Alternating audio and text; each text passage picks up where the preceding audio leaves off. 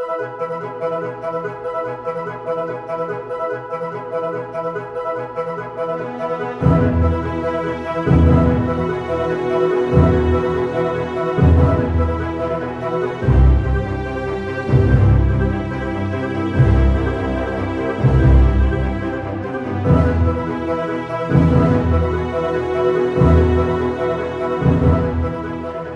is everybody today? All right, I've stayed socially distanced, so everybody's aware. I want to thank you for coming. I want to thank you for your understanding to the COVID protocols, the masks, everybody signing up for the raffle. So we have a list of everybody that showed up today. I appreciate all that. The Sheriff's Department has been gracious enough to welcome us back. And they just said, be careful, social distance. If you're not able to, wear masks, all that normal stuff that we are all getting used to in our world today. So thank you for your understanding. I appreciate it very much. Also would like to welcome all the people that are on Zoom with us today. We are live streaming, and this will be up on our website shortly after, in a couple of days or within a week. So I would like to thank everybody that's been involved in getting that taken care of for us. We've got our new videographer back there in the back. Everybody wave and everybody give him a hand. There we go.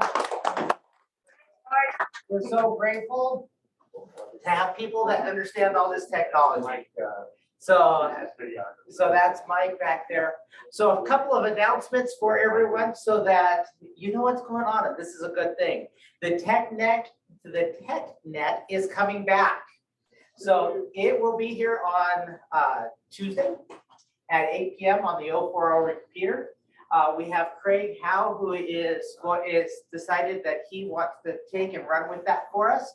So everybody watch out for him. He'll be on the air, and he's going to do the TechNet every Tuesday night, 8 o'clock. So if you have time and interest, jump into the TechNet and join the discussion. It should be a lot of fun. Explain a little bit more what it is. So the TechNet is something that was started when we couldn't get together. And it was an area where we brought up different topics, ham radio related, and we were able to talk about it for about a half hour, 45 minutes over the air, so that we'd all continue to be able to use our radios and feel connected in the time when we weren't. It was a huge success. The numbers, of course, went back and forth depending on what was happening in everybody's life, but we always had 4, 5, 6 people that were on the net when we had those gatherings.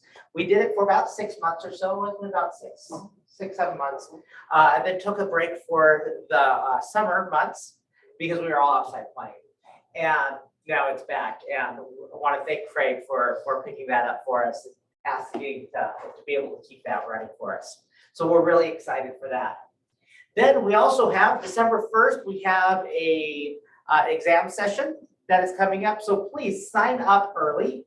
Our spaces do fill quickly for those testing sessions. So if you're looking at upgrading, or if you know somebody who really needs to get their very first ticket, December 1st, it'll be at Clearfield City offices.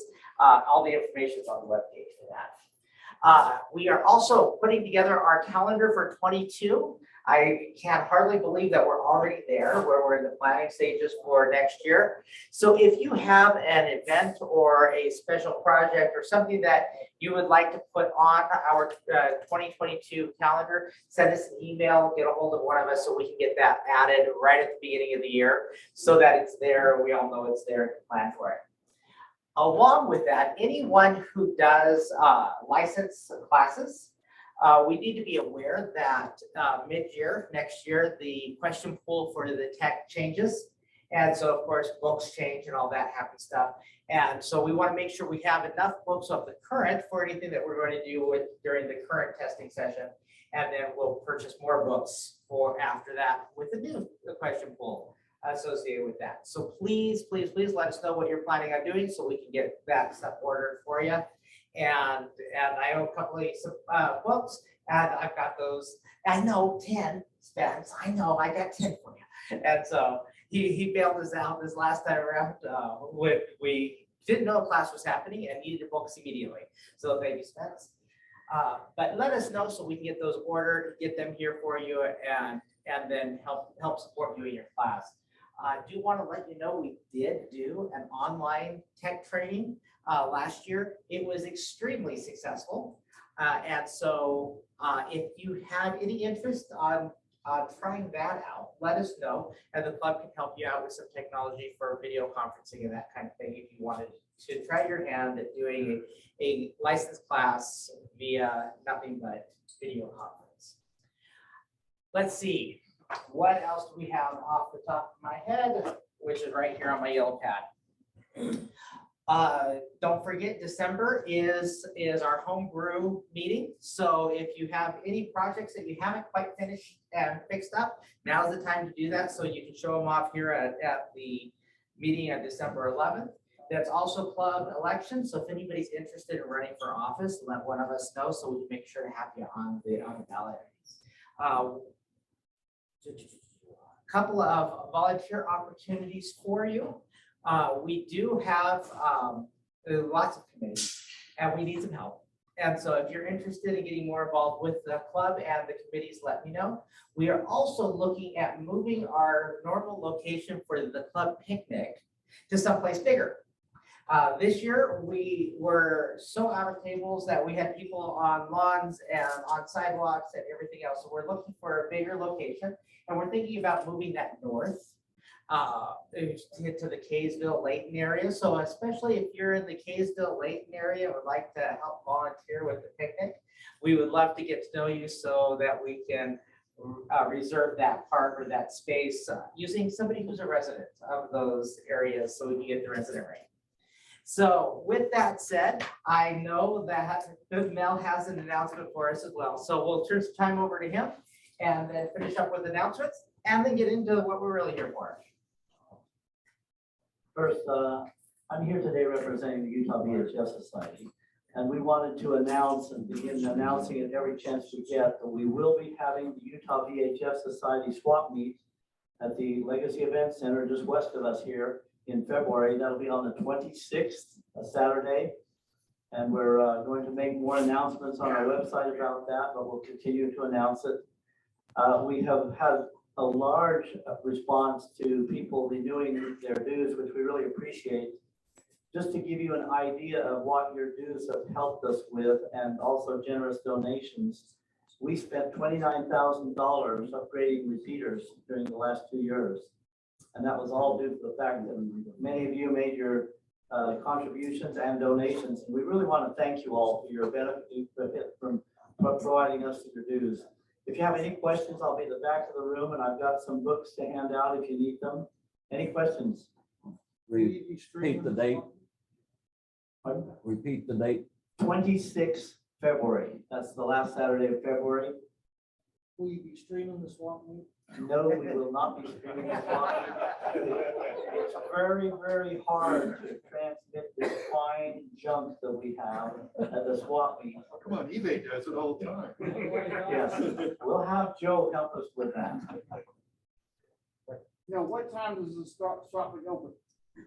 We're trying to shoot for 9 o'clock. We want to run it a little bit later, but I know there's going to be people out in the parking lot at 6:30. We welcome those people to come early, but we'll try and open the doors for people to set up around 7:30 or 8 o'clock. And what's the location? It's the Legacy Event Center, just west of the facility here. Fairground. It's the fairgrounds, and the site and everything will be published on our website. So there'll be a map on there and directions on how to get there. We just need to get that updated. Any other questions? Thanks again for your support. We really appreciate everything you do to help us with the VHS Society. All right. So along with that, a couple of other things that have just been mentioned to me. Don't forget, if you need to upgrade or renew your membership for the club, Gary can help you with that, or you can do that on PAM Club online. And then I think there's some more announcements. Craig's got a box of something. A box of catalogs.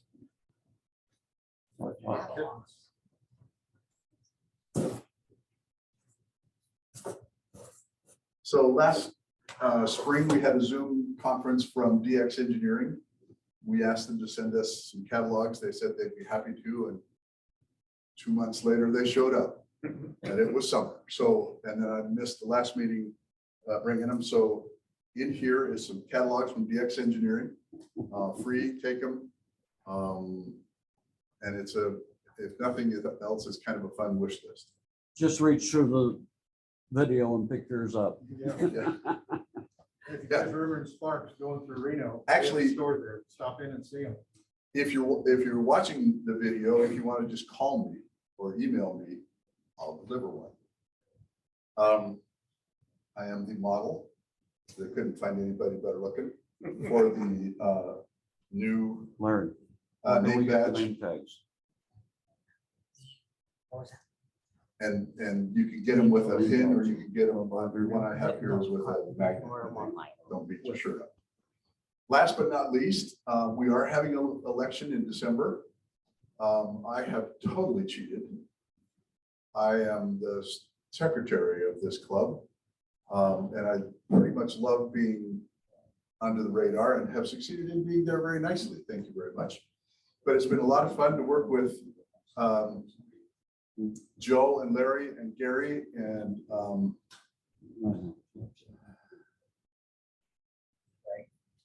Greg. Thank you. Wow.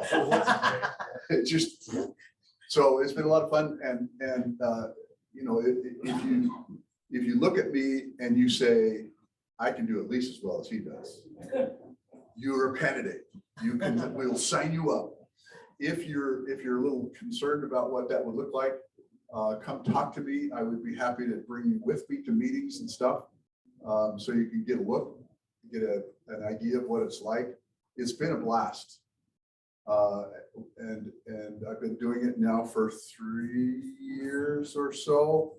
And time flies when you're having fun. I've just had a lot of fun, but I feel like I'm somehow hogging the space here, and that somebody else ought to get the opportunity. So I am winning again if nobody else steps up. So it's an invitation. If you've had an idea to serve on the leadership, to let us know so we can sign you up. Thank you. We've also got available some other QST books up here that are free for the taking. And so be sure to leave with something. If you don't leave with something, you're not a ham. So yeah, it's totally true. So any other announcements before we get into the presentation for today? Anything? Are there any new hams here today? That's a great question. All right, who's the new hams? Since we were last in person. Oh, last in person, that could be 2 years ago. Yeah. All right, Name and call sign. new ham, stand up, please. Yay. All right. And then let's get some introductions, names and call sign. Mark Arrington, KK7AXS. Nice to meet ya. Yep, Calvin Jacobs, KJ7KY. wonderful. Thank you so much. Welcome. 11 years old. Teresa Branson, KJ7CH. Great. Welcome aboard. Welcome over. And anybody Upgrades. upgrade? Oh, yes.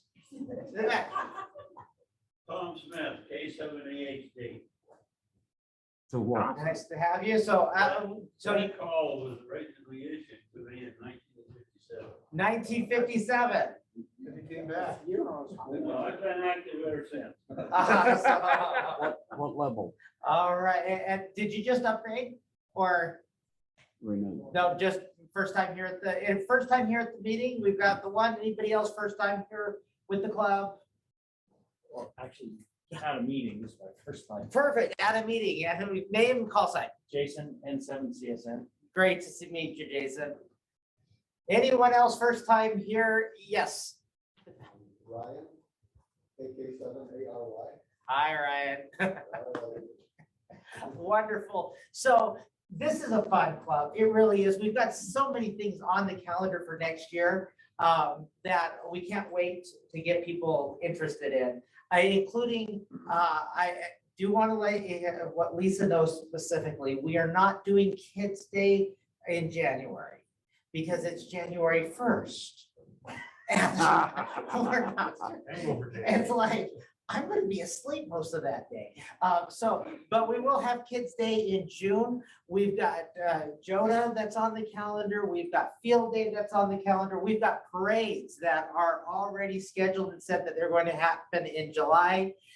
There is just so many things that are on the calendar that are fun. We just need to become radioactive in those things. So if you're interested in them, if you've got something that's happening in your community that you think radio support would be appropriate, let somebody know, one of the officers, somebody from the league, the Utah League know, and we will help you get into those organizations and see if we can help and support our communities, because that's what we're here for. It's to play with our radios, talk to people all the way around the world and support our communities in their communication efforts. So with that, Where's Field Day? well, we haven't decided yet. That's a field day. We got a little ways Oh, away. come on. But it is scheduled, and events and places will be coming next year. So, yeah, Gary in the back. You mentioned, you want to make your membership, you just go online and do it. Yep, Thank you. awesome. All right, so with that, we have many modes of operation that we can use our radios to communicate with, both in disasters or just for fun. All of which we can practice anytime we want to, using our gear and hooking up with other ham radio operators throughout the world. One of those things is Winlink. And so I'm going to turn our time over to Joe Giraudo. He is our vice president for the club. He's the roadie. This guy, oh my heck.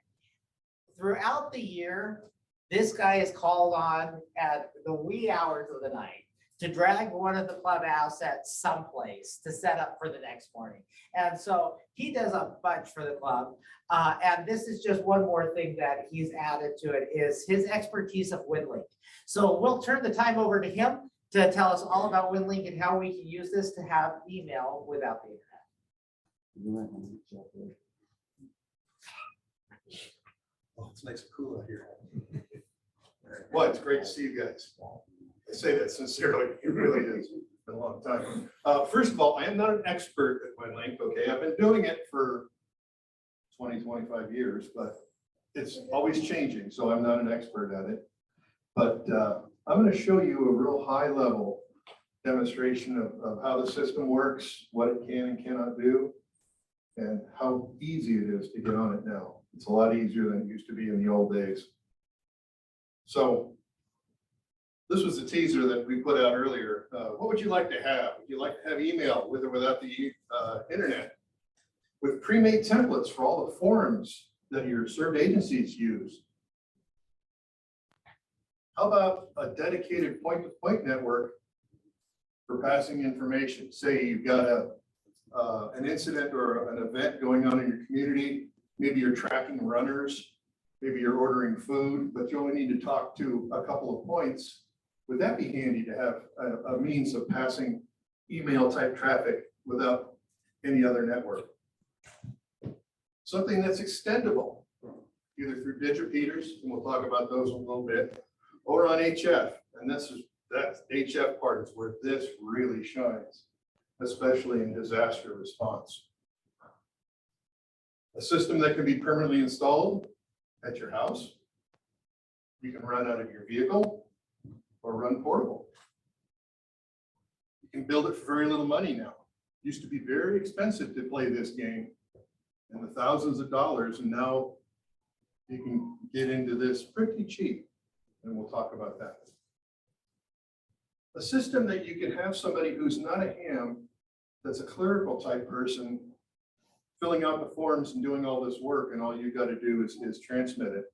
That would be pretty handy to free up radio operators to operate the radio and let other people shine at what they're really good at, typing fast, using all their fingers instead of two of them like I do. and a system that'll function during a major disaster with no commercial power, telephone lines, or internet. And it says this has been used numerous times, and we'll touch on that. Pretty slick. Okay, a little history on traffic handling. Does everybody know what traffic handling is?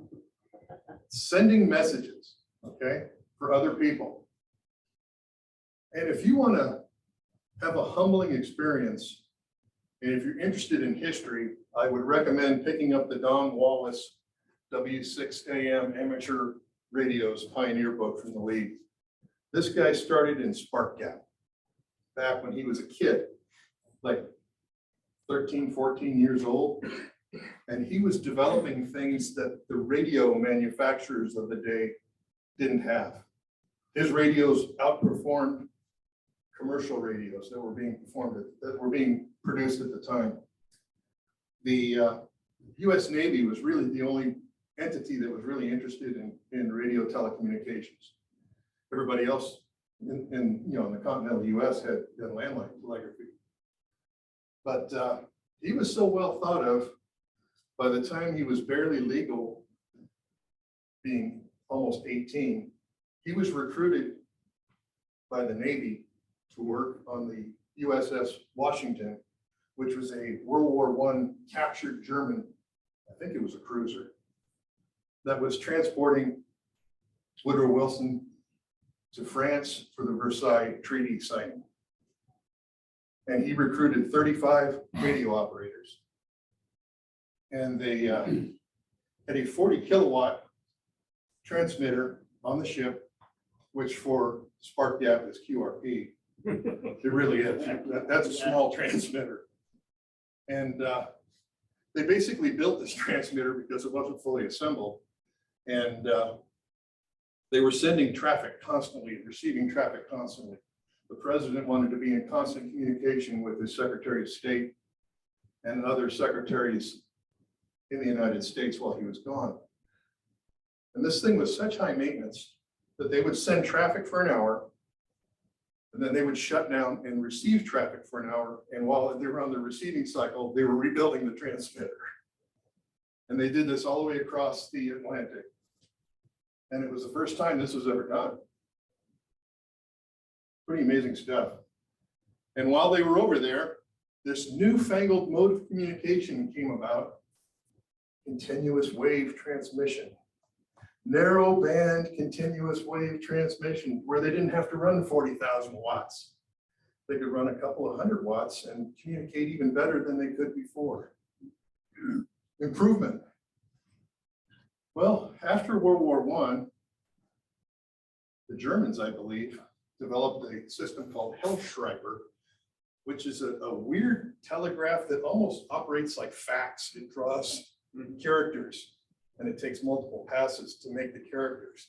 But then radio teletype ready came along, and ASCII, that's the computer character set, that started coming along on radio. To this point, there was no error correction. All the error correction was in the radio operator's head.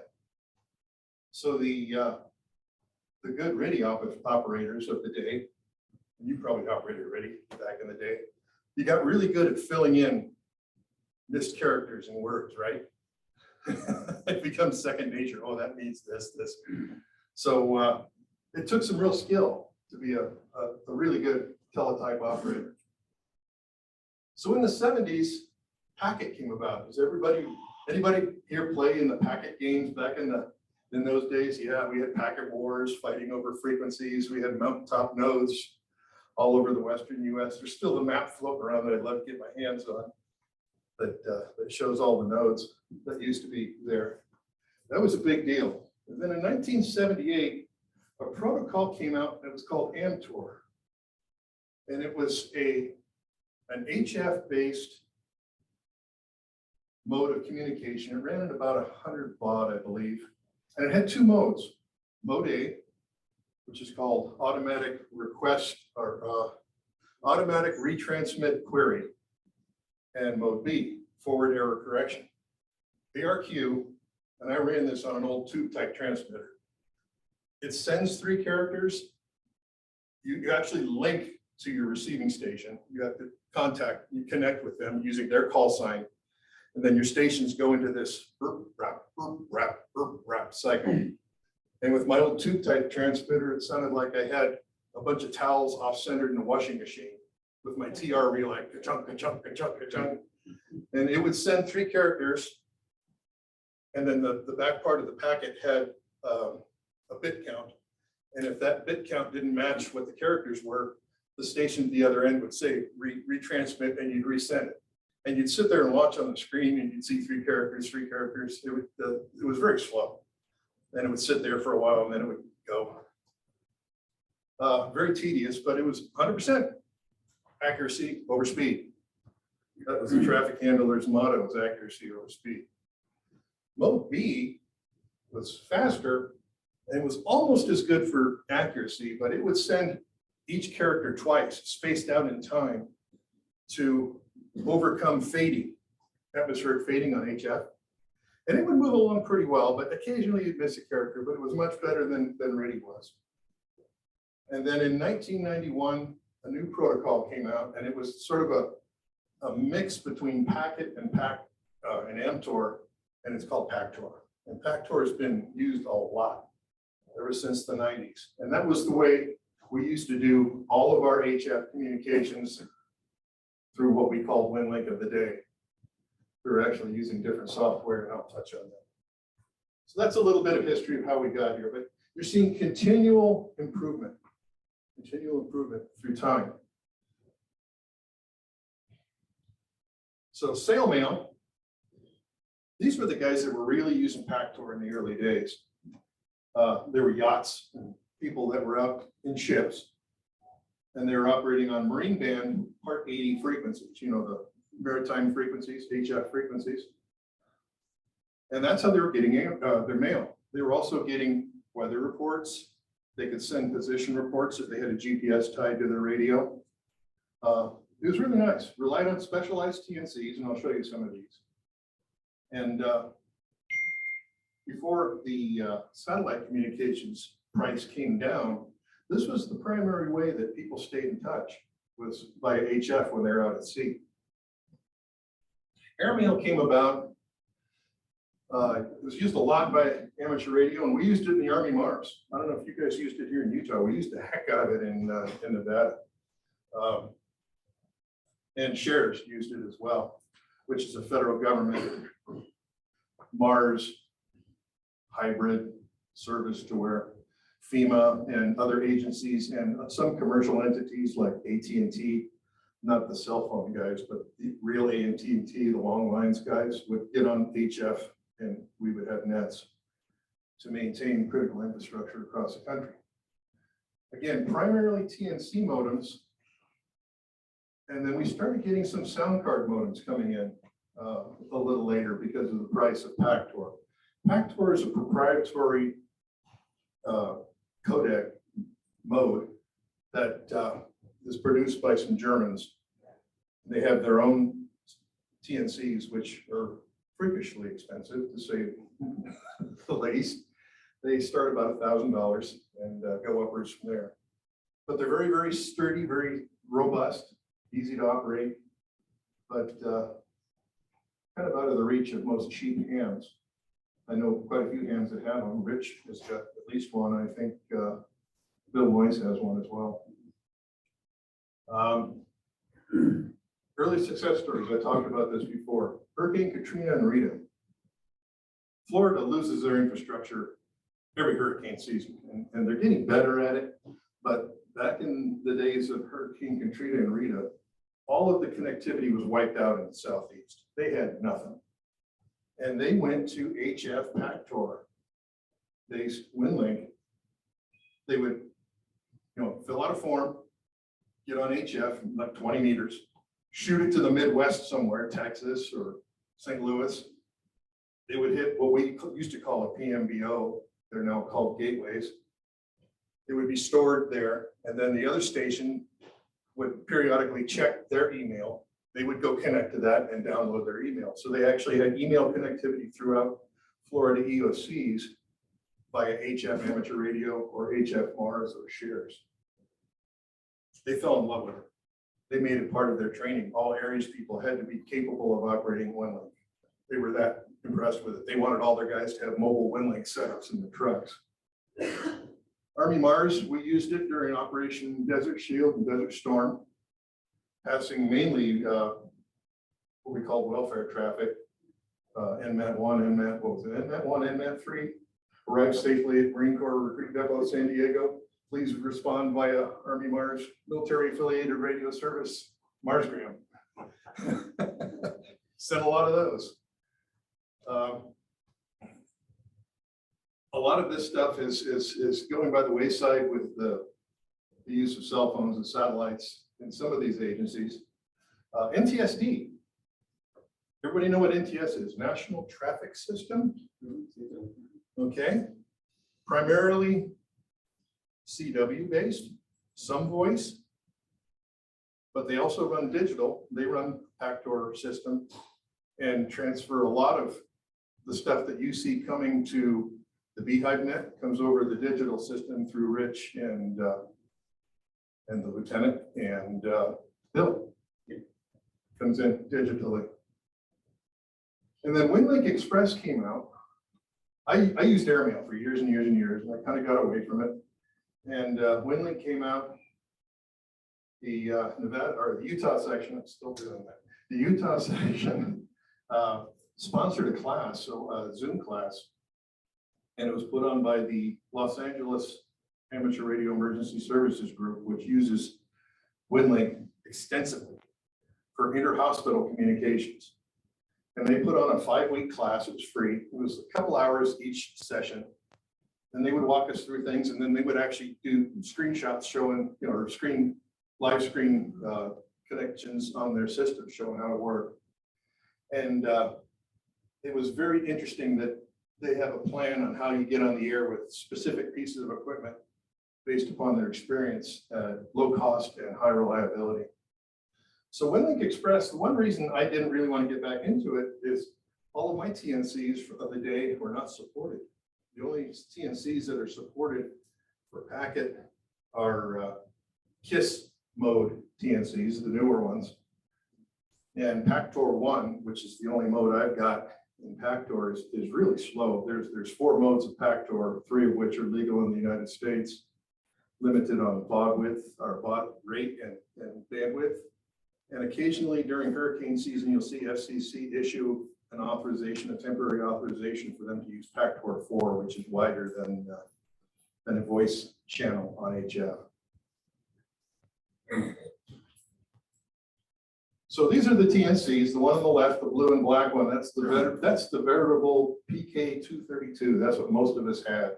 It's a multi-mode TNC. It would do packet. It would do keyboard CW, RIDI, ASCII, VHF and HF packet, and AMTOR mode A, or yeah, it would do AMTOR mode A and B, and it would do Pactor 1.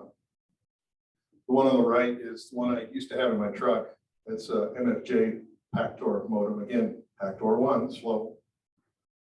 There's a Camtronics down in the lower left. And this is the one in the lower right, the SCS, is the unit that is put out by the Germans. And these are the ones that go up through Pactor 4. And they're priced, I think, because people that own sailboats and yachts don't think $1,000 for an electronic device is a lot of money. So they're very good TNCs, but holy mackerel, yeah, just a little bit too much. And I'll tell you why I'm gun shy of spending a lot of money on TNCs.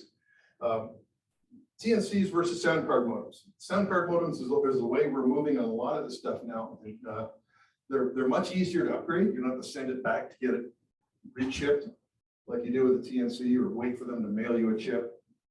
There's backward compatibility, portability. You're not carrying around a bunch of big boxes and power supplies. New mode development and obsolescence. Back when we were doing AMTOR, Clover came out. Does anybody remember Clover? That was another one that used $1,000 modem.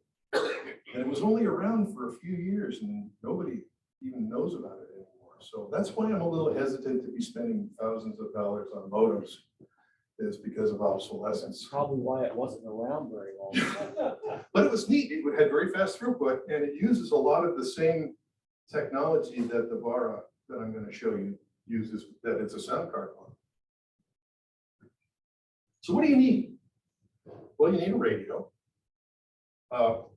The guys from LA were kind of adamant that, yeah, you can do it with an HT, but if you can, and you're better off using a mobile, you've got a little more power, especially if you're not within eyesight of the gateway or the other stations you're trying to connect with. For today's demonstration, I've got something that looks like a mobile, but it behaves like an HT. Okay, it's a QRP radio. This is an HF 160 meters through 440 QRP radio. Let me go on a tangent real quick. I'm seeing a lot of people marketing QRP radios, Zigu and all these Chinese QRP radios. And I'm seeing a lot of people buying those as their first HF rig. Don't do it. QRP is an art, requires good antennas. And for you to succeed early in your ham radio career, get a 100-watt HF radio. And then if you want to do QRPs like fly fishing, learn to fish with a plug and a float before you start doing high-powered fly fishing. You'll be much happier. And this little radio costs almost as much as a full-blown HF radio. So I'll head off the question. Well, why, Joe, do you have one? I wanted it a ham fest, okay? I would not have bought this, I don't know. But for these kinds of things, it works great. Especially if you're thinking of doing voice. QRP is not, you're gonna really be fighting an uphill battle. So you need a radio. They really strongly suggest using the SignalLink interface. SignalLink makes these, they run about $120, $130, depending on which cable you get with it. A couple of things very interesting about this. When you're doing digital, especially into HF, you're really susceptible to getting ground loops, hum on your signal through your connecting cables. I've got some ferrite on these. SignalLink got around that. They use an opto-isolator circuit in here to where it goes from electrical flashing lights. So there's no bridge there to pick up and oscillate, and then comes back out electrical. So you don't have that problem. You also don't have to worry about figuring out how you're going to pick up push to talk off of your computer. It's basically a Vox circuit. You'll see it's got your transmit level. The middle is a receive level, and then on the right is delay, which you always want on 0 unless you're doing something that needs a delay. But it's basically a Vox circuit. So it's using you use your USB codec speakers into this thing. It connects to your radio, and same way coming back. Very nice and very easy to set your levels. I'll show you why that's important later on. You need a computer of some sort. Some of the guys are actually using Raspberry Pis. I'm not sure how they're doing it. Like I said, I'm kind of a computer card magnetic tape, 5 1/4 inch floppy disk kind of guy. Okay. So this one is currently being used. The SignalLink, yeah. Yeah, and you can use this for FT8 and all kinds of stuff, not just for Winlink. This is a universal radio interface gizmo, for lack of a better term. Doesn't it have to be jumpered for different radios? Yep. It does and it doesn't. Yeah. It comes, it looks like an integrated circuit socket inside of this thing. And when you get your cable for your radio, the reason I brought this radio is it uses the same plug as I use on my base station radio, the little 8-pin DIN. Depending on your radio, you go to their site and it tells you jumper, hole 1 to hole A, and you set those up. But you can also buy a little pre-made chip that will just put it in for like 10, 12 bucks, but it's not hard moving 6 little jumpers. It's easy. Thank What you. was the question? Oh, I'm sorry. He said you had to get jumpers. You had to jumper this thing to make it work, and you do for if you're changing radios. Now, this Yaesu No.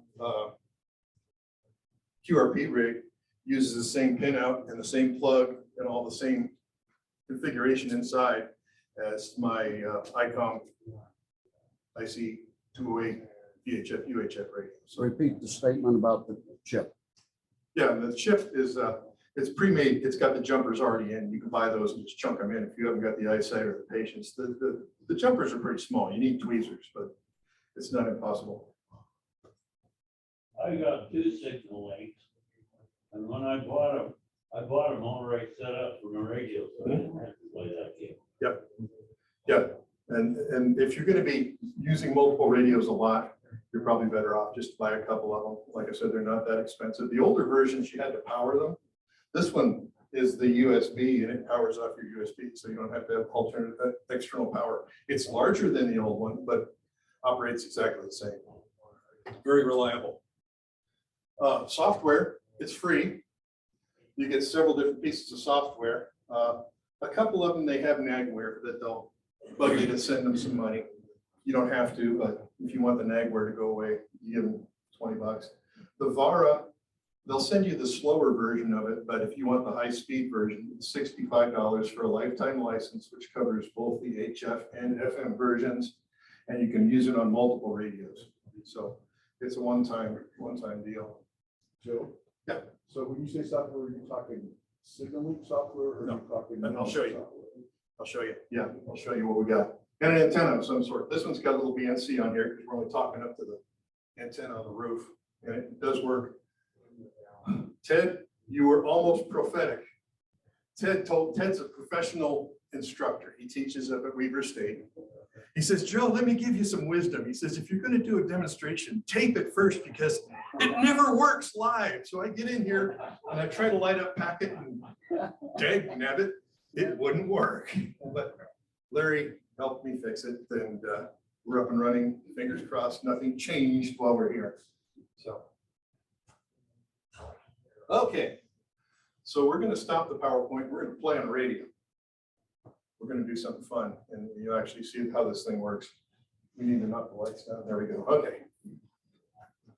We're in Winlink Express. It's an email client. That's all it is, with some whiz-bang sidecar gizmos, but yeah, it's an email client. So we're going to send Larry an email. I can find it. There he is. Did this come out of your email client, or where did that was?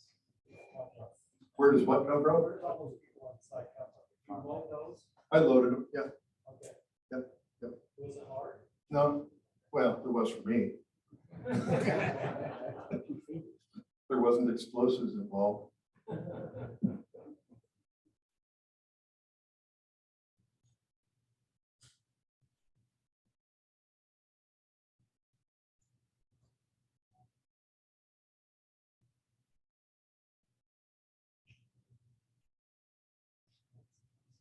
Okay, sending Larry an email. Thanks. Thanks for fixing the presentation. Now, you post this to the outbox, and you'll see up here, it's sitting in the outbox. Okay, so we're up over in this right corner, we've got a drop-down menu. And this is all the different ways you can connect. The one at the top says Telnet. That's just if you've got internet Wi-Fi connectivity or hardline internet connectivity, you can send it out over the internet. Just now, boom, just like any other email. Very quick if you've got internet, okay? Below that, we've got Packet Winlink, Pactor Winlink, Robust Packet Winlink. I have no idea what that is. RDOP. RDOP is an HF, I believe, HF protocol that people are using that's pretty fast. FARA HF Winlink, which I'm going to show you, we're not going to do a connect, but we'll do a connection on VARA FM. Iridium Go Link, that's satellite. If you have a sat phone, you can go through satellite system. Then we go down to this packet P2P.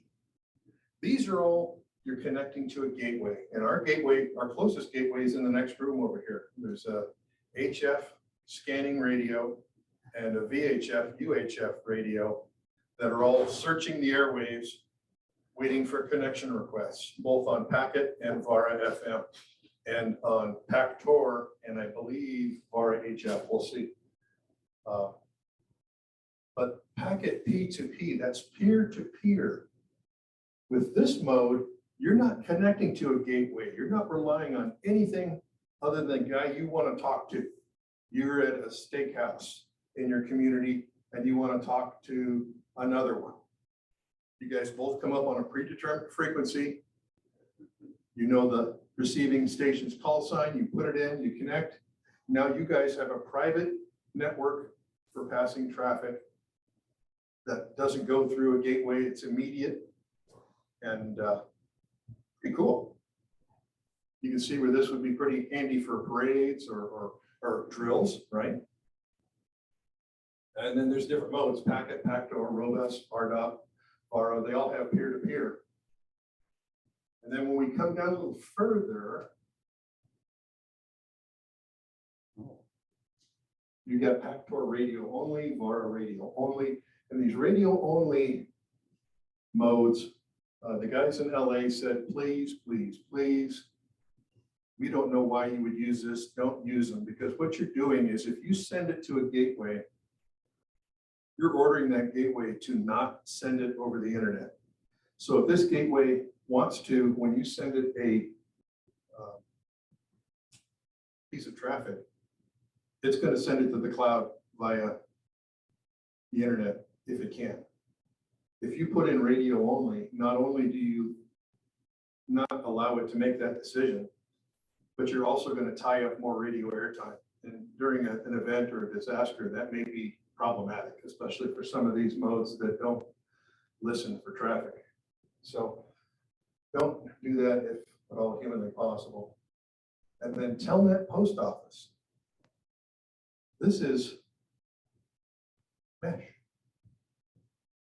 This is where if you have a mesh, if you built your own little gateway, you can transfer backbone out via mesh and then pop out at another gateway. Off you go. Used to be in the old days, the gateways, or the PMBOs as we call them, stored all the traffic on board and then transmitted it to all the other brothers on HF. So you had all this data sitting out on a bunch of gateways, and then it was taking up a lot of storage. Now it goes to the cloud, which all that means is on somebody else's computer, right? So that's one of the modernizations. So we're going to do a packet connection. And Ted, cross your fingers. We're going to see if we can do this. Okay, you've got settings here that you do. And this is basically, every one of these windows that pops up, you're going to have settings. So you've got quite a bit of setting up to do once you get this done. But there's lots of, oh, there's some packet. That's not me. There's lots of settings, but there's some really good resources to show you what you need to do. So, okay. So we've chosen packet Winlink. I'm going to hit open session.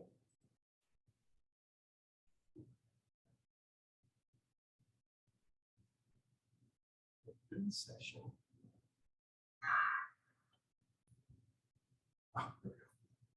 Almost had me there, Chad. Just coming up.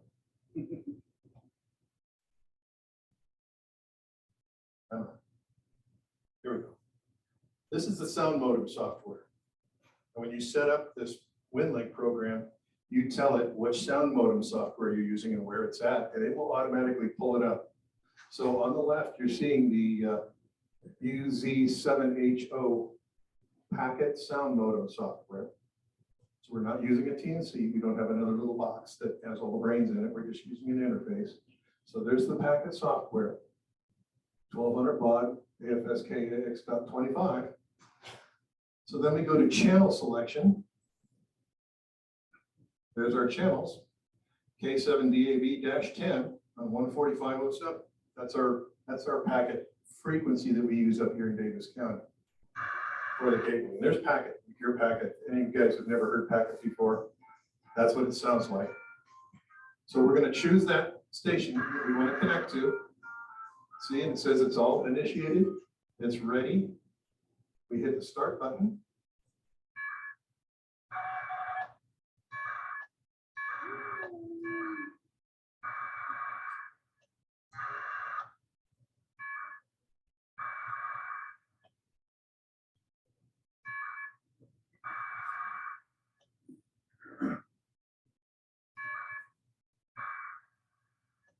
Yeah. Like it.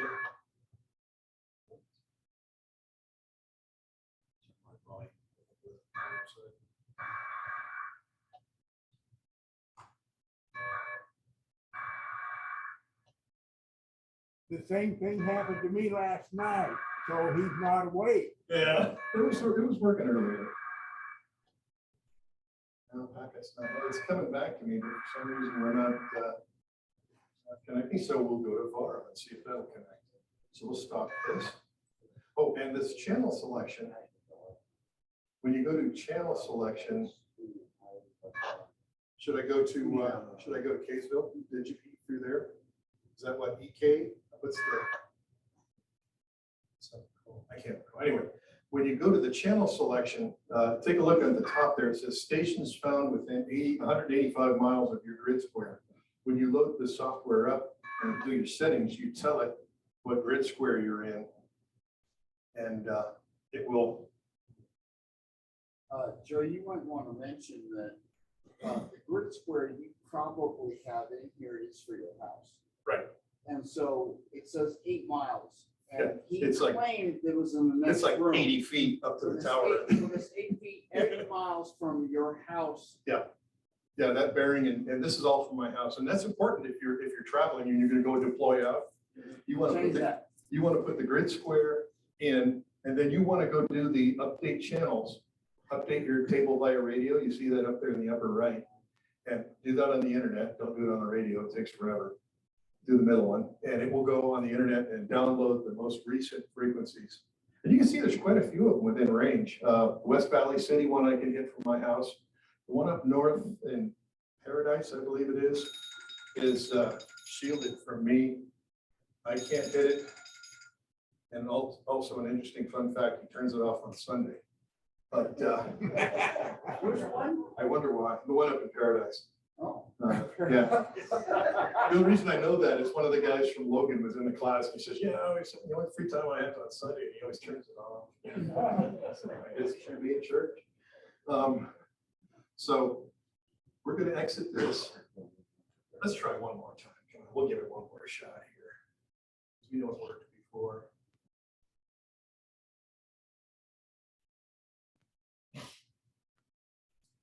We connected. All right. On that picture down below where you have the blue and green, That's a waterfall. yeah, what's the 2 pointers? It's probably the bandwidth of the audio signal. It says I'm connected. So what up here?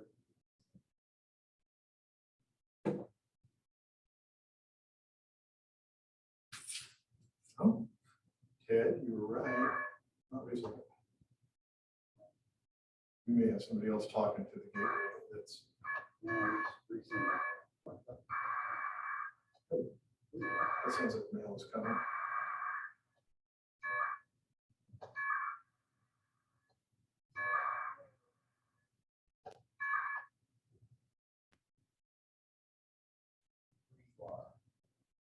Yeah, the green bar up underneath at the top of the dialog window on the right, you should see it going from left to right, which I have not seen yet. He sends it. Disconnected. Okay, we're going to go to, so this is why you have more than one mode. Now, a little cautionary tale on this next one. We're going to go to Vara FM. It's much faster than Packet, but the downside is Packet is, I can't remember, DC something, CP or whatever. It listens for other people on your frequency, and it won't transmit if it hears somebody. So you can share, you can have multiple QSOs going on in Packet at the same time. Collision detect. Say again? Collision detect. Yeah. Ooh, I heard some VAR there. Okay, we're gonna go to VAR FM. Let's listen for a minute just to make sure nobody else is on here. Let's calm down a little bit. Yeah, my outbox is still loaded, so that message hasn't gone out.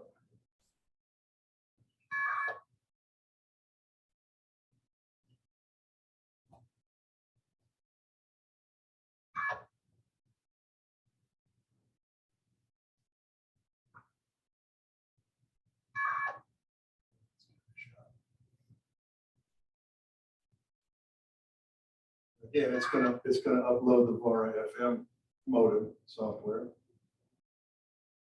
which is right here. It seems to be behind the, there it is. Window. Okay. VAR FM is kind of cool because it will, so you do channel selection. Again, you can see the stations that have VAR FM. And narrow and wide. Wide will give you faster throughput than narrow. VAR FM on VHF will run about 9 to 10 times faster than 1200 baud packet in the same bandwidth through the use of magic. Okay, and I'll show you the magic later on. And the wide is the same way. It's much faster than 9600 baud packet. So we're going to once again go to EAV10, which is in the next room.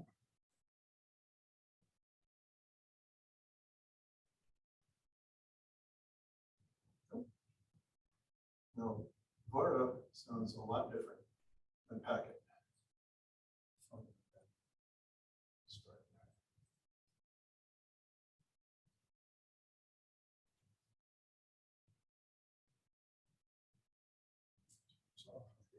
Uh-oh.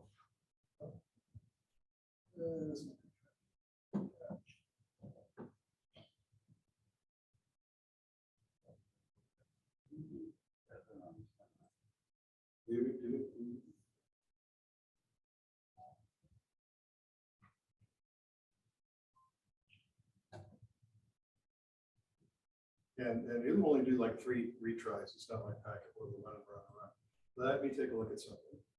One of the things that these things will do is they'll have these mysterious changes that will happen on setup on the audio. Those are good.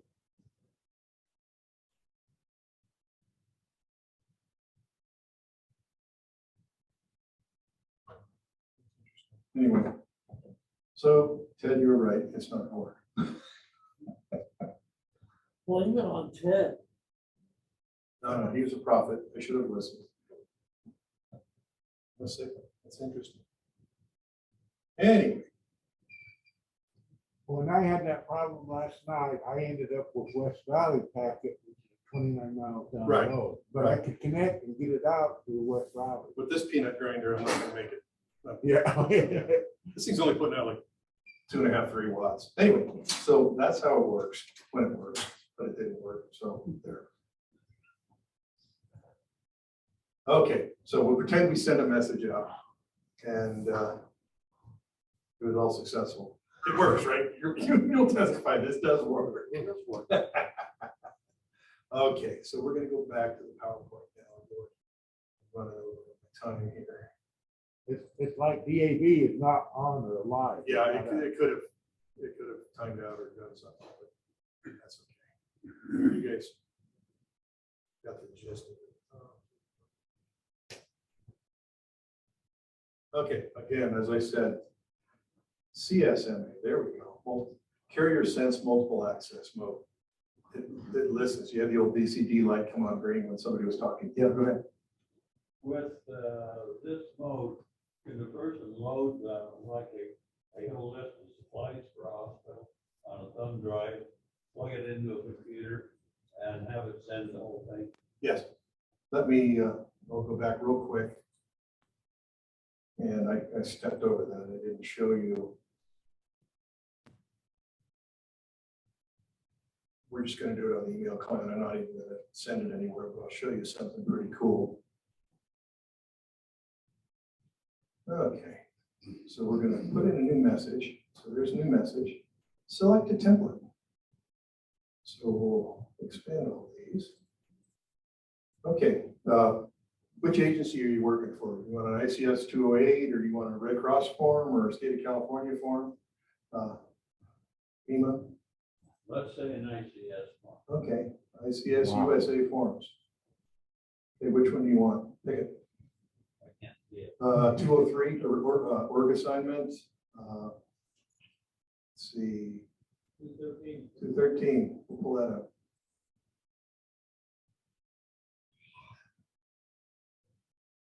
Let's say the hospital needs a whole list of supplies. So there's your ICS 213.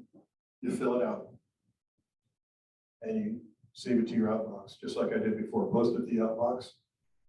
What this software will do is all the form stuff that you see here, it strips it off and it just sends what you typed. And the station at the other end, you put a little command in there, and the station at the other end recreates the form, puts the stuff in the form, so you're not sending all that superfluous traffic over the air. So yeah, Where's and you this, can make your own templates where's this stored? on my computer. And almost every time I log into Winlink, it will say it needs to update. And what it's doing is it's updating some form. There's tons of forms you can make your own, but most of the ones that you would use are already here. Unless you have some church forms or something, you can make your own and load them in. So that's kind of cool. Let's take a look at some of them. One of them that's interesting is the USGS form. DYFI. Does anybody know what a USGS DYFI report is? Did you feel it? Did you feel it? When there's an earthquake, you go in and you fill out the DYFI form and you send it to USGS, whether you felt it or not, how much, did stuff fall off the shelves, that sort of thing. And they gather this information. It's kind of cool. Yeah, Mel. Could you load a Excel file or a Word document using this? Yeah, the problem you'll run into is you can send pictures too, but you gotta get them small enough that you're not tying up the airwaves. Okay. But yeah, no, it will. It will. It'll take, word perfect. I would imagine. I don't know. So, yeah, it totally will. It'll take any file you attach to it, just like email. But just remember that it's transmitting it at 1200 baud, possibly 2400 baud, if you're lucky. So remember the good old days of AOL. Yeah. On your modem that, you told everybody they could be on the phone at home between 7 and 8 o'clock if you're going to surf the internet. If you keep that in mind, then all of a sudden this makes complete sense. Yeah. And personal experience, we use this when I worked for the American Red Cross in Northern Nevada. And there's the Red Cross forms there. we've got- They don't have the Form 1 and Form 1A though. That's right. And we had That's a one weather sheets. emergency that actually took out Reno, Sparks, Carson City for a number of days. And the served agencies were always so amazed with how fast the ham radio operators could get information to each other versus them getting it to their own staff that have all kinds of wonderful gizmos. And it's because we use stuff like this. We have the pre-filled forms. We use text, very, just plain text instead of a bunch of pictures and all that stuff. And it worked great. Yeah, here's the LA County forms that the LA area uses. And they're mainly hospital related. The availability reports, burn resource, equipment checklists. But yeah, you could make your own forms and load them in here. And that's the beauty of this. And these are constantly being updated. So it's pretty cool. I was surprised that the Canadian forms were ICS 202A. That was pretty good. I love you, man. The Red Cross Form 1 is a blank piece of paper. The Red Cross Form 1A is a lined piece of paper. Larry and I are both old Red Cross guys. And you can order them from national headquarters. Yeah. Now you can see that there's a ton of forms on here. Oregon's got their own. Hawaii's got their own. Texas. I don't see Florida on here, which is interesting because I know there were huge users of this. Washington State. Washington State's got a very, very active Aries group with tsunami warnings and fires and stuff. They use digital a lot. Where's So, yeah, Utah? It's actually made a folder for me to where I can build templates if I was smart enough, but you can't make those using explosives, so. Okay, back to the PowerPoint. Oh, and the other thing that's really good about this is they have a phenomenal, well, I probably can't get to it. It's, I don't know if it stores it on my machine or not. They've got a phenomenal help library to show you how to do just about anything. And if that doesn't work, you go to YouTube. But no, the help is really good on Winlink Express. So meanwhile, back at the PowerPoint. Okay, so VARA does not have that CSMA mode.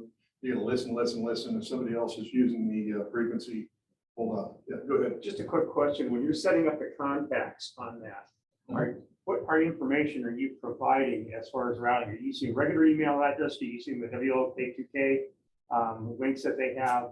How does On these, I was using, it was the list that Joan sent around of all the AECs. Okay. And it's just, I made a text file out of it, just loaded it up, imported it. If you're a Winlink user, if I know his call sign, I just put his call sign in there. I was gonna say, just call sign would work and it will go. Yeah, and when my email, when I send the traffic off of the Winlink into the internet world, it'll be my call sign at winlink.org. Right. And the really cool thing about this is you won't get spam because the only people that can send you an email are people that you sent an email to or are on your whitelist. So that's kind of nice. You don't have to worry about another source of spam from people contacting you. Let's see. Yeah, VARA point to point on a secondary frequency would be less problematic. So you're not on there yet. It does hog the frequency. It's less time on the air, but it's still annoying if you're a packet operator. I wanted you to be able to hear the VARA because it's melodious. It uses a bunch of tones and it's really kind of, it sounds like little tweedles going on. So where could this be of value? Your served agencies, as we said, Red Cross, ICS forms, state agencies, national traffic system. You can send traffic. The message forms, the ARRL message forms are one of those templates. You fill it out, does the same thing. It's kind of cool. Special events, if you're exchanging a lot of data, especially tabular type data tables. And then off the grid applications, if you're on a sailboat, if you've got a cabin where you don't have internet and you don't want to, maybe you don't have cellular, put up an HF antenna and you've got internet connectivity when you want it because you have to turn it on to get email. So that's kind of nice. You can send like GPS type data automatically connected to your computer and throw some switches in the software curve. Sure, now it's going to come online. So yeah, the sailors use that a lot, where they would get area specific weather based upon their location. Okay, some references. Winlink Express, the help file, YouTube are two real good ones.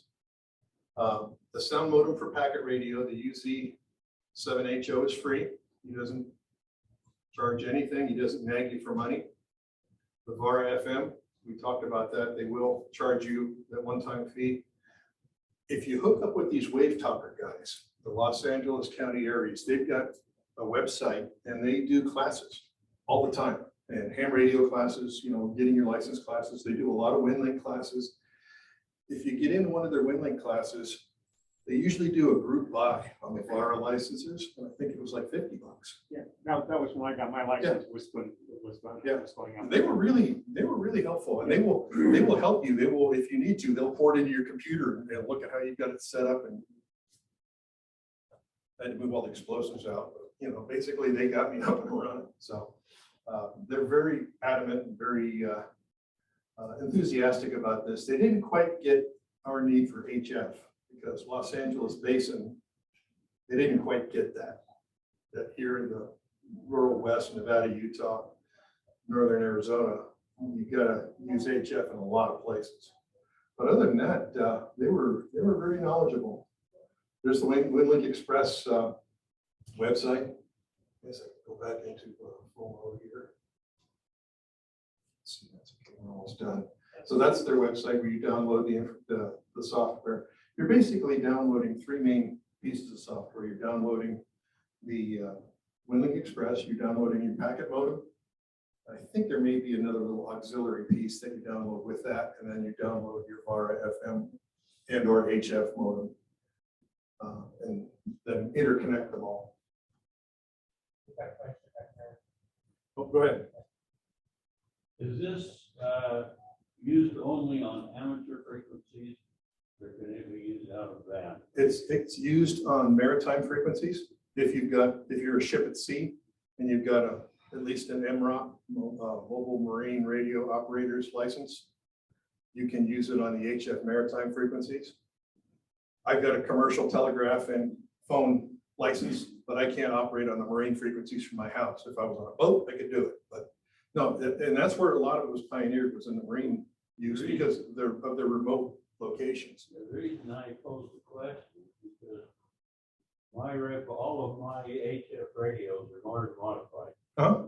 And they operate on virtually any frequency on Yep. the HF band. Yep.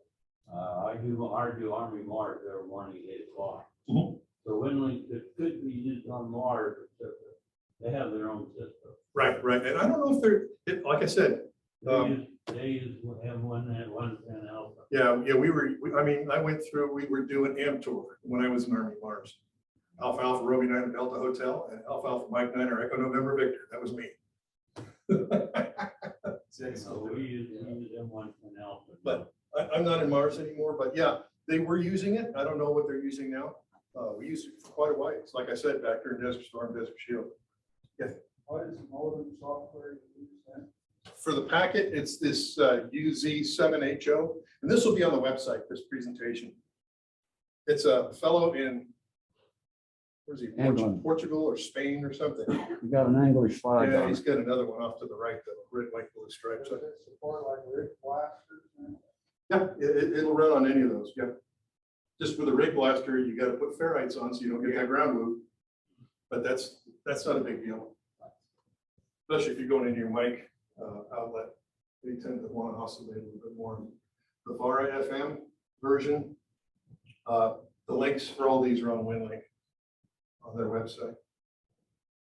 So real quick on VARA FM, it uses orthogonal frequency division multiplexing. There's a mouthful, huh? Basically what it's doing is it's using a whole bunch of different tones, and its speed is comparable to Pactor 3, which is the fastest Pactor we can routinely use on amateur frequencies. It uses 52 carriers limited to 42 bits per second, satisfying the FCC symbol rate requirements of 300 baud or less thing for any carrier on HF. And there's a presentation down here that I've referenced that you can go to, and he does a pretty good job of explaining it. This is what it looks like on a spectrum analyzer. So those tones are all going off at the same time at different speeds, and that's how they're passing so much traffic. Because the faster you send things over the air, the wider your signal gets, right? Even with Morse code, the faster you go, the wider your signal gets. For me, that's not a problem, right, Rick?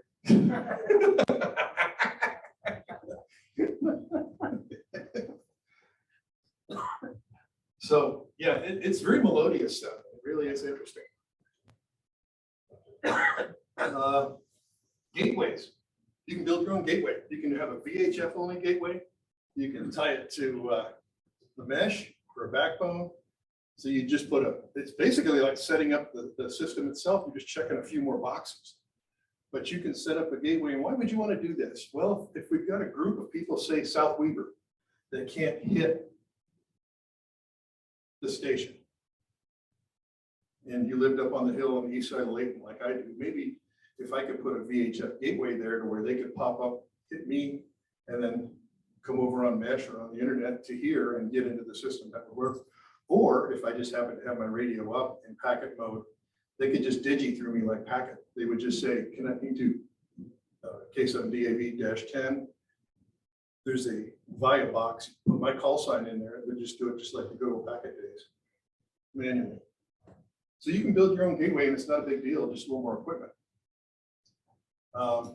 Let's see, like the packet, net ROM, and VNet systems of the past, they'll find a path. Yeah, this system heals itself. It's like mesh. It will find a path. If hurricanes take out all the stations in Florida, it'll load up the email around Florida to where those people can hop out and get their email. It's pretty cool. There's some intelligence here. The guys that run the Winlink system, it's amateur emergency something or other, they're out of Florida, and they request like a $25 donation to kind of keep the thing going, but they're not charging for this at all. I've sent them some money. I think they're doing good stuff. There's the 3 closest gateways for us on high. Let me one more. I know I'm keeping you guys a long time. Let me show you one more thing. It's really cool. We're not going to connect on HF, but I'm going to show you something on HF that is just simply amazing. Okay.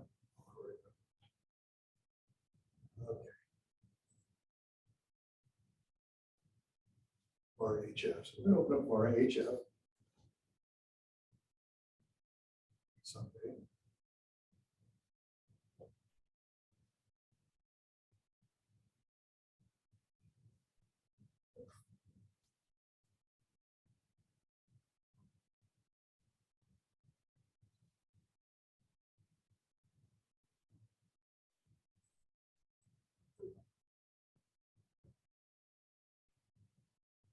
Okay.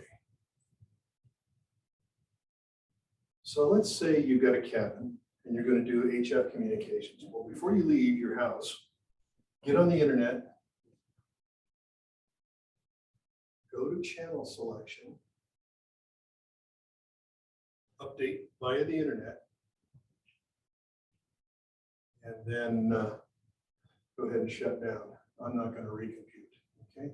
So what I'm going to show you is right now, this is all the HF stations that are currently in existence on VARA HF.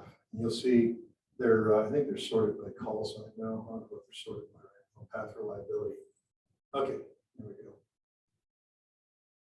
Just resort it.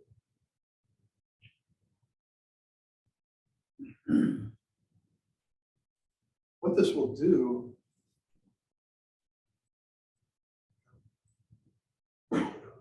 this way. Based upon atmospheric conditions, most recent that you've downloaded, it will show you the best station to try to connect to at a given time. How cool is that? Oh, and did I mention that this software will also do rig control if you're so inclined, to where it'll change frequencies and bands and all that stuff for you. When you select something, it will just go there. I'm not going to monkey with that. I figure I'm going to break it. So, but right now, it looks like 80 meters, KD6 OAT is 99% reliability both ways. It's it's down in Southern California. But no, it's not. It's actually in Utah because he's in Delta November 40. So he's probably down in the south part of the valley, huh?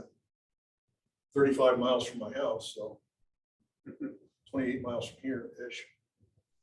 So a lot of the HF rigs don't require like a signal link. Is that correct? The newer ones? That's right. They've got internal modems.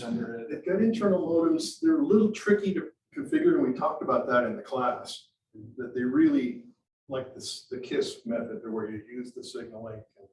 So there is an advantage maybe to using a signal link. Yeah, it really is.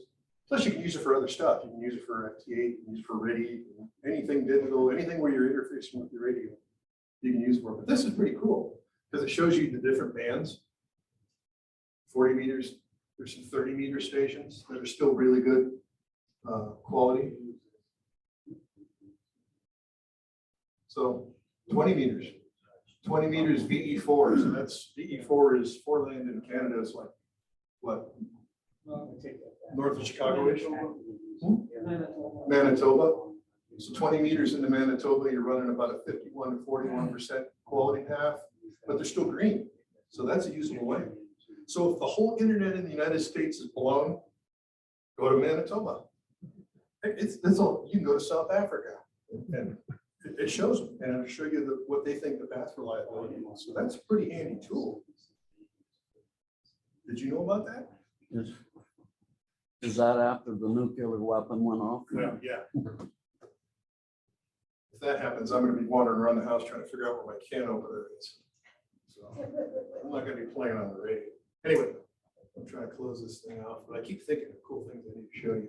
There's just so much with this that you gotta just get in there and play with it. Okay, gateways, we talked about that. You can link them on the mesh or any other network. If you had a private network of some sort that you strung fiber around the neighborhood, I don't know, you can do that. So what's next? Build a station. If I can do it, anybody can do it. Okay? There's PowerPoint presentations. Get a hold of the Wave Talker guys. They're very helpful. They're passionate. They're like missionaries on this stuff, man. They love it. And they are willing to, they want to get every person in the nation on this stuff. And they don't charge for these classes. They're very good folks. Build a gateway if you're so inclined to do something like that. And you want to, if you got mesh and you want to experiment with it, hey man, knock yourselves out. And then there's numerous people here that are using Winlink already. Get with them and Elmer up. YouTube and Google searches. Okay. We've had a lot of questions. Easy questions. I'm not as smart as I look. Go ahead. Do we have anybody using Winlink in the north end of the county? Me. Are you a Winlink guy? Which county? Yeah, Bill Moist uses it for the national traffic system. Yep, he uses airmail, but I live in West Point. yeah, I live Bill. right next door to the North Davis Fire District. Yeah, Bill and Rich Fisher use airmail because they're doing NTS, but they're still going through K7DAV-10. But they're using slightly different software. But yeah, there's people around that know this stuff. We How do do. I get in touch with? Shoot us a note on the club website. Or post your request on the Facebook page. Yep. Saying, yeah. We'll get you hooked up with somebody. Does anybody ever read that stuff? Because I sent some stuff on the emails on the website and never did get an answer. You the one asking about breakfast? I saw the one about breakfast, and that's not really an official thing, and I thought, I'm not gonna answer it, but I know you're leaving it for me to answer. yeah. So, But you definitely use the Facebook page, when there's a notification that's put up there, it What of was the course software, notifies Mike? everybody according to Facebook. What was But, the we get quite a bit of traffic through the Facebook page. I've got both their phone numbers. license that Mike had to get? I don't know. Who's I? I don't know. Oh, fine now. I'll have to look. Yeah. Any other questions? You're right, man. Love you, man.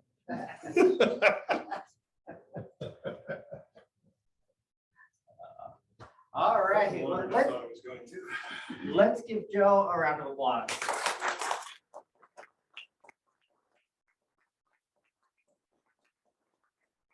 Presentations are always a unique thing to do. Even when you've been doing them forever, something always ends up happening that takes you off kilter just for a second. But he did a great job with Winlink. If you haven't tried it, you have a modem that you can use, give it a whirl. It's really a lot of fun. And I use it from time to time when I know my kids aren't reading my email and that kind of thing. I send it from my Winlink account because then they don't know who it is. And then they go, oh, Dad, you got me. So, you know, it works out really well. So now for the good part, we've got some prizes here, door prizes. And so we've got that. Don't forget, we've got some QST magazines. You help yourself if you'd like QST magazine. Definitely help yourself to the catalogs. But let's give away some prizes. Are we up for that real quick? All right, let's see what we've got. And the first winner is Mike, KJ7LDW. That works out well. And let's give Mike a hand for straightening this for us and getting us recording. stuff here. Please do not help yourself to these prizes from the sheriff's Yes, department, ma'am. which is the COVID supplies, COVID testing. I would suggest not, but help yourself to the other stuff. All right, next one. N7 DND. For the record, but that's hilarious. N7 DND, that's pretty good. Oh, now it's connected. My radio powered off, that's why. KG7 WD. WD or UD? It looks like a W, but it could be a U. This you? Let me look at it. Yes. All right, it's UD. Come on up. Analog QST and then something over there. Okay, let's see what we've got. K7 HHD. That sound right? K7 HHD? Is it What AHD? does that look like to you? It looks like an HHD. Sure it's not A? It doesn't look like an A, it looks like an A. Come up here and look at it. Tell me if it's yours. But come on. We'll call it an AHD. I'm all for it. K7 AHD, we'll take it. I'm meeting the first time. We like that. So help yourselves to one of the giveaways there, and if you want this stuff, sure.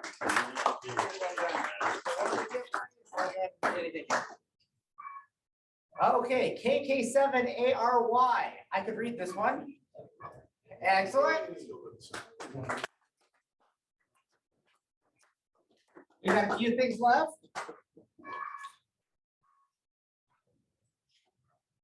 Okay, KJ7 UFZ. Excellent. Nobody's taken the MERS yet. Just want to point that out. I thought that's a tool bag. That too. Yes. Perfect. Hey, hello, you forgot your catalog. Gotta have something to go in the book. That's right. All right. We've got NA7C. Great.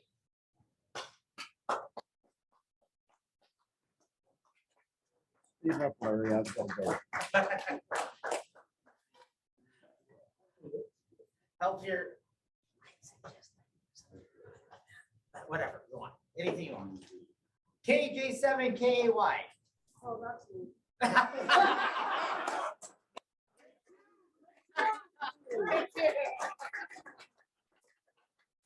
That's awesome.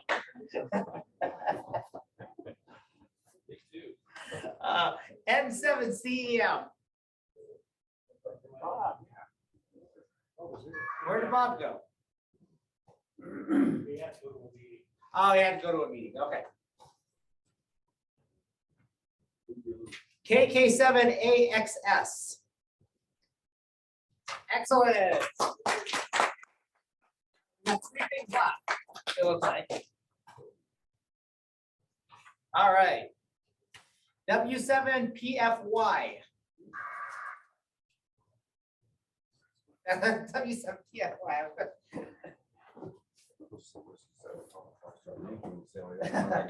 And so, all right, we got a splitter, it looks like, left, KK7UD. KK7UD. Going once, twice, sold. A7IO.